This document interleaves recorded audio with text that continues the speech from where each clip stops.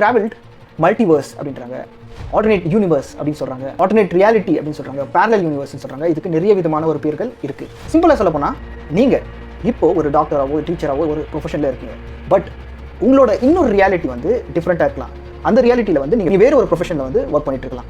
So இந்த மாதிரி வந்து இன்ஃபைனைட் ரியாலிட்டிஸ் இருக்குது. இன்றைக்கி ஏன் இந்த விஷயத்த சொல்கிறேன்னா, இந்த மாதிரி ஒரு இன்சிடென்ட் உங்கள் பர்சனல் விஷயத்தில் ஆகிருக்கலாம், பட் அது எதுவுமே ரெக்கார்ட் ஆகியிருக்காது. ஸோ நீங்களும் இக்னோர் பண்ணியிருக்கலாம். இந்த இன்சிடென்ட் வந்து பர்சனலாக 4 செவத்துக்குள்ளே நடக்கலைங்க.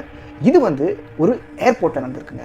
1954 ஜப்பானில் டோக்கியோவில் ஒரு நகரத்தில் இமிகிரேஷன் ஆஃபீஸர் வந்து பாஸ்போர்ட்டை கிளியராக செக் பண்ணுறாரு.